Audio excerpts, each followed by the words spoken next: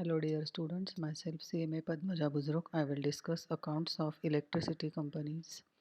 Go to study note number 4, accounts of banking, electricity and insurance companies. I will be discussing accounts of electricity companies.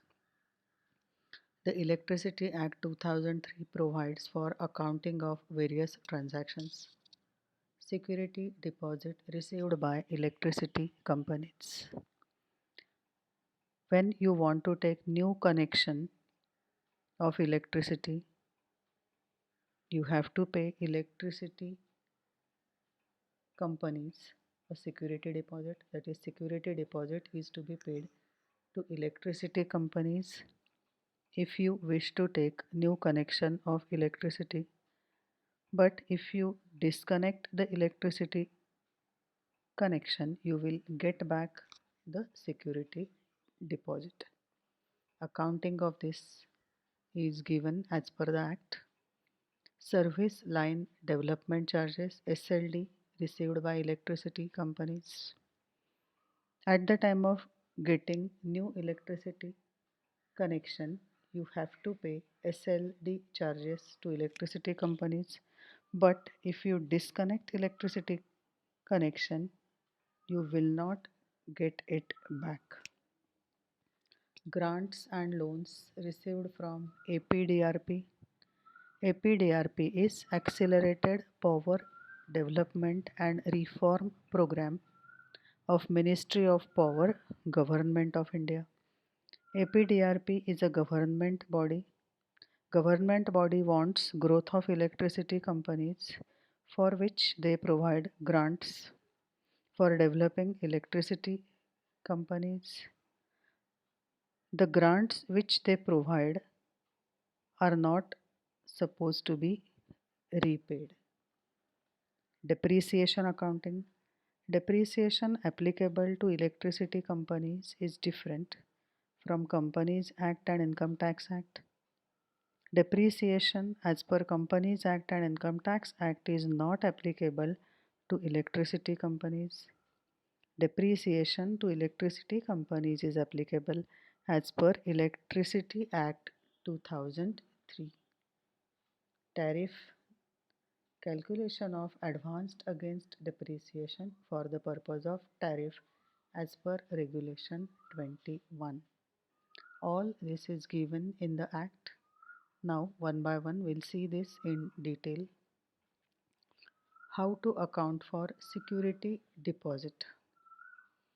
The distribution licensee may require the consumer to deposit sufficient security against estimated payment which may become due to him in respect of electricity supplied to the consumer.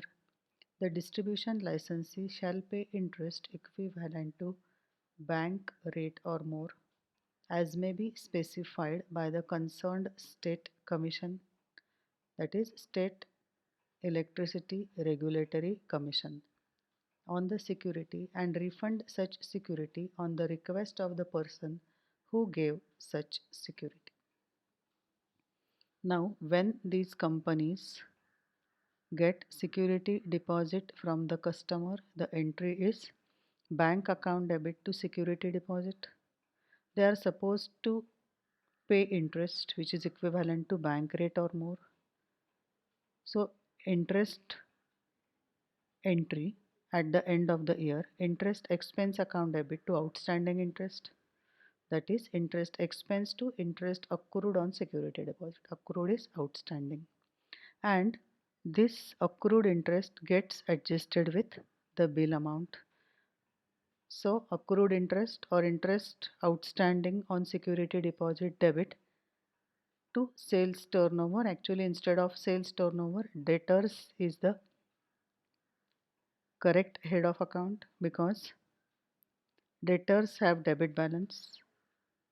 You are supposed to deduct this interest so that the amount which is payable to them is get reduced. Reporting of security deposit in the balance sheet of distribution licensee.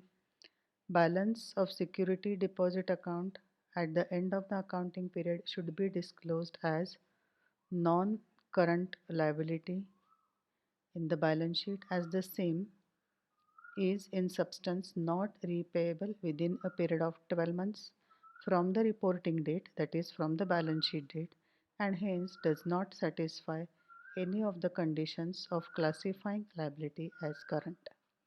So this security deposit is to be shown as non-current liability in the balance sheet of distribution licenses.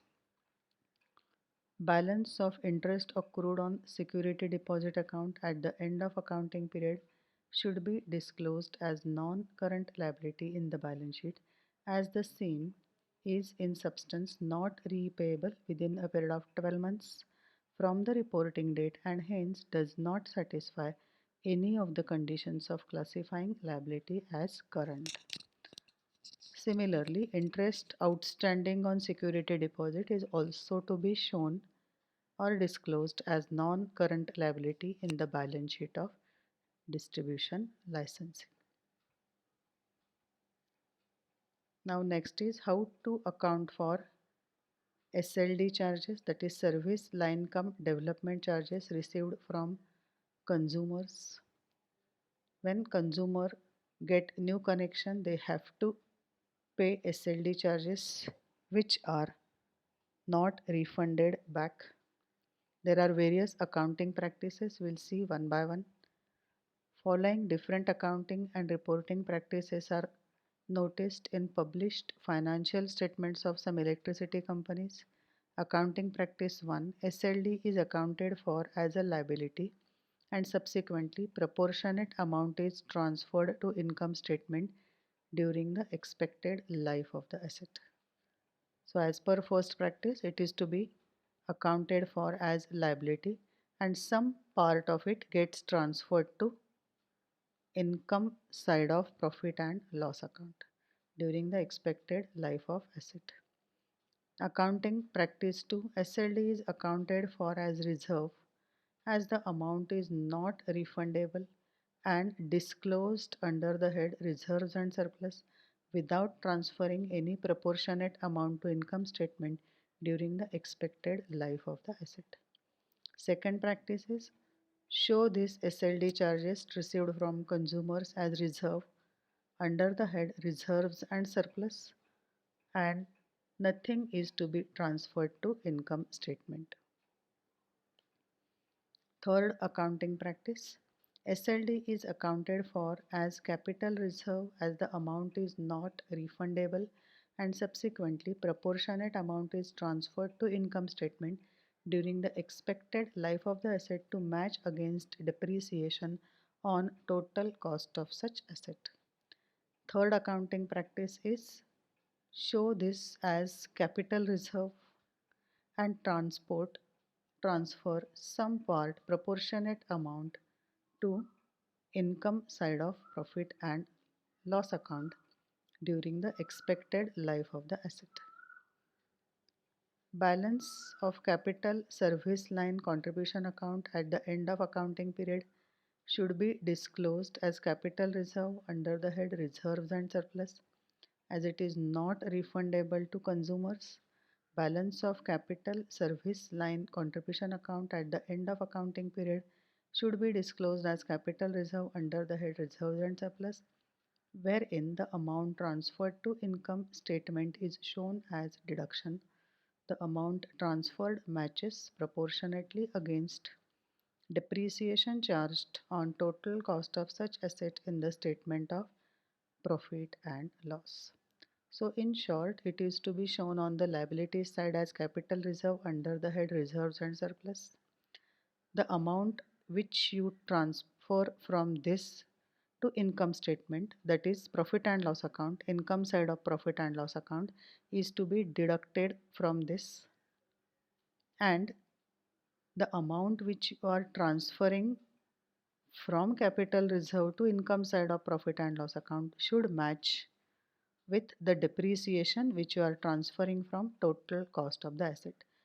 Match does not means it is the same amount, but whatever method you are following For transferring depreciation, the same is to be followed for transferring amount from capital reserve to income statement.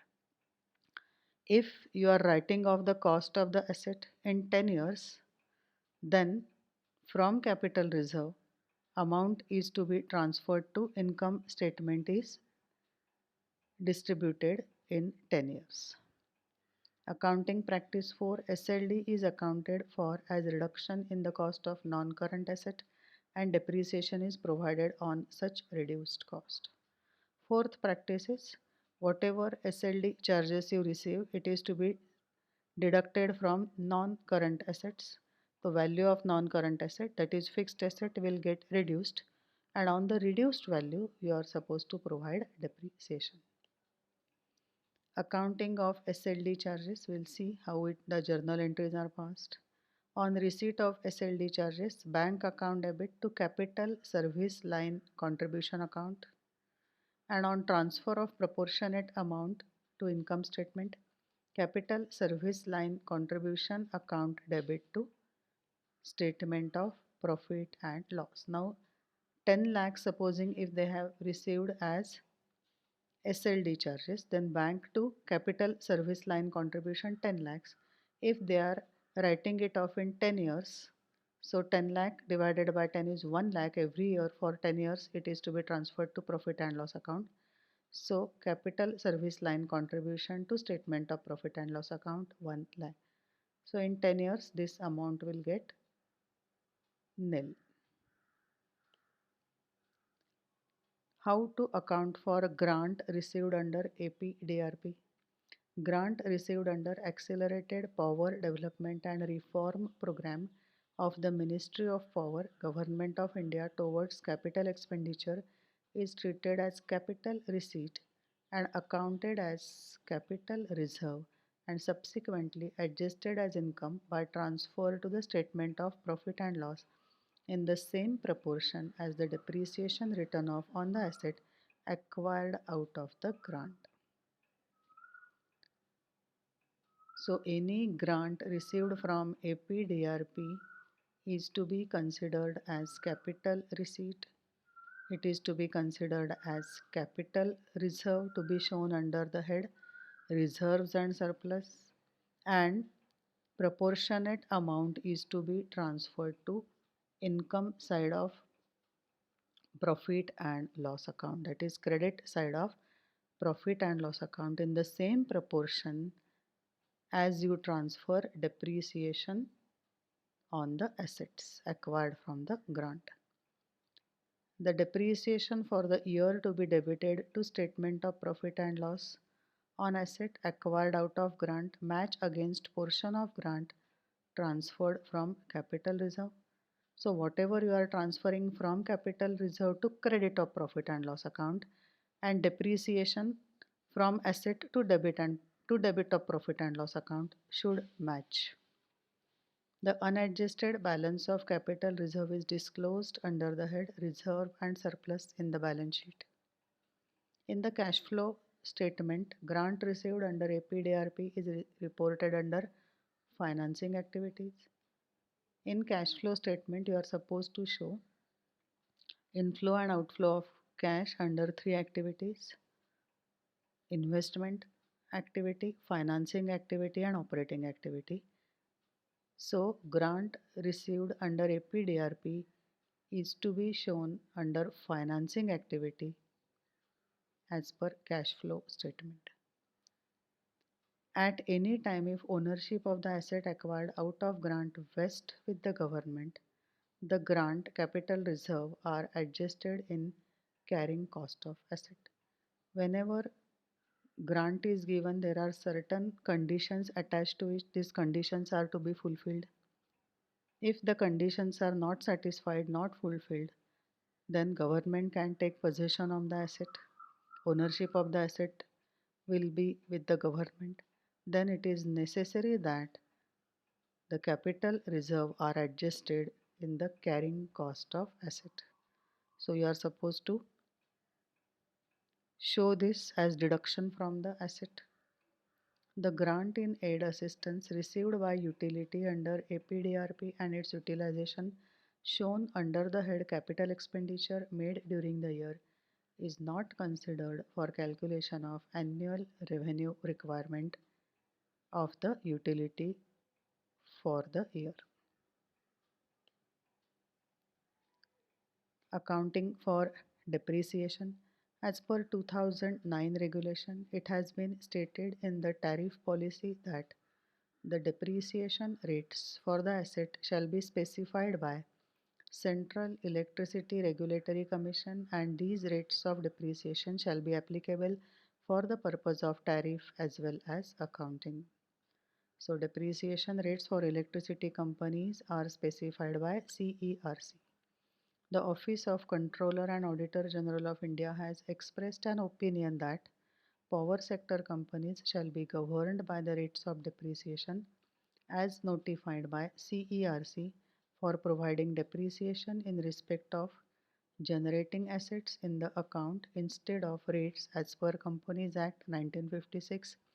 Accordingly, company should revise its accounting policies relating to charging of depreciation with effect from 1st April 2009, considering the rate and methodology notified by CERC for determination of tariff through Regulation 2009. So, in short, depreciation rates for electricity companies are as given by CERC in the Regulation 2009. As per 2009 regulation, depreciation represents a cash flow for repayment of loan not by allowing advanced against depreciation but by prescribing higher rate of depreciation for initial years of loan redemption. Accounting for depreciation. The CERC prescribe following two methods of depreciation: the straight line method by application of fixed rate over fair life of the asset, optimized depreciated replacement cost, ODRC based method, under which the depreciation could be a method for replacement of an asset. If there is replacement of asset, then ODRC method is used, otherwise straight line method of depreciation is used. ODRC method comprises the following steps. Step 1. Preparing a detailed asset register containing data on quantity, location, physical condition, age and maintenance of asset. Step 2. Calculation of replacement cost, that is, cost of replacing the asset with modern equivalent asset. Assessment of depreciation is step 3. The new asset at replacement cost identified earlier need to be depreciated in case the life of existing asset is lower than the life of the new asset. Step 4. System optimization. This is done to measure the most cost effective way of delivering service in terms of capacity, quality to meet the requirements. Calculation of depreciation for the purpose of tariff as per Regulation 21. The value base for the purpose of depreciation shall be historical cost of the asset. The historical capital cost of asset shall include additional capitalization on account of foreign exchange rate variation up to 31st March 2004 already allowed by Central Government Commission. Land other than land held under lease and the land under for reservoir in case of hydro generating station shall not be a depreciable asset, and its cost shall be excluded from the capital cost while computing depreciable value of the asset. So land is not to be considered as depreciable asset. While calculating depreciable value of asset, you are supposed to exclude the cost of the land. Of course, land held under lease and land for reservoir in case of hydro generating station can be considered as land. So that depreciation can be calculated for that. but for on freehold land depreciation is not to be calculated. Depreciation shall be calculated annually based on straight line method over the useful life of asset and at the rates prescribed in Appendix 3 to these regulations. The residual life of asset shall be considered as 10 years. The salvage value of the asset shall be considered as 10%. Depreciation shall be allowed up to maximum of 90% of historical cost of the asset. On repayment of entire loan, the remaining depreciable value shall be spread over the balance useful life of the asset. Depreciation shall be chargeable from the first year of operation. In case of operation of the asset for part of the year, depreciation shall be charged on pro rata basis. So if the asset is used for not for 12 months but for a few months, then depreciation is to be charged proportionately only for those months.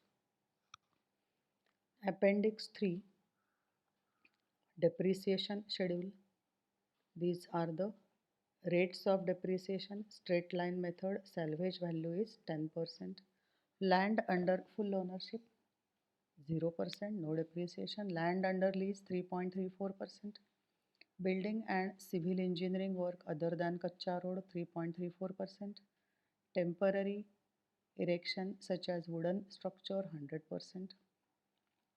IT equipments 15%. Self-propelled vehicles 9.50%.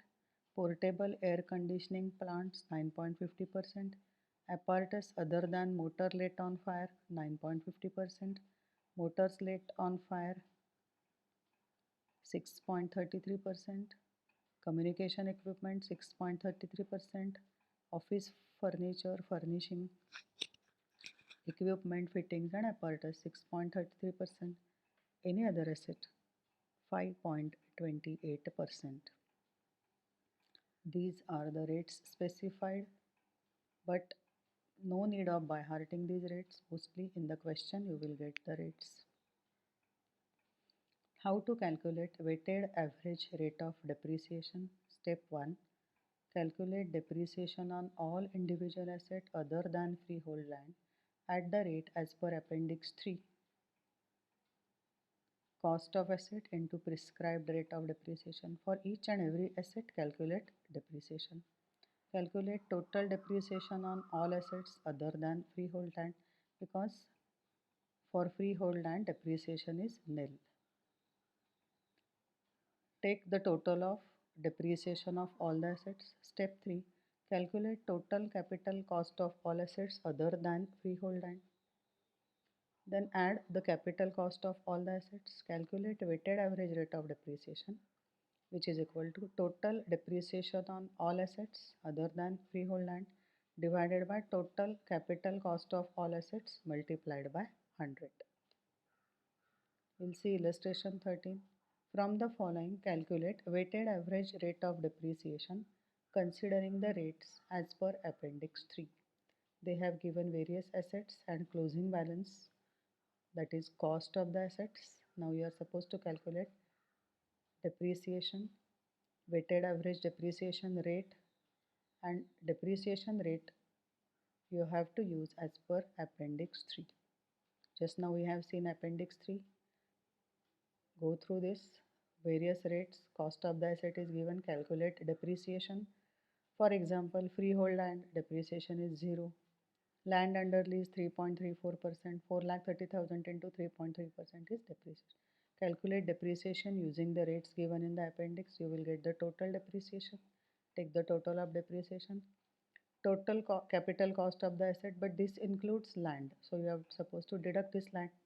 So this total cost of the capital asset minus cost of land, you will get capital cost of assets other than freehold land. This is the total of depreciation, but depreciation of land is taken to be 0. Weighted average rate of depreciation is total depreciation on all assets other than freehold land. Just now we have seen the total divided by total cost of all assets other than freehold land. Capital cost of all assets other than freehold land into 100. So weighted average rate of depreciation is 6.4731%. In this particular video, we have seen security deposit received by electricity companies, its accounting, service line development charges received by electricity companies, its accounting, grant and loan received from APDRP, its accounting, depreciation accounting, various methods, calculation of weighted average rate of depreciation. Thank you.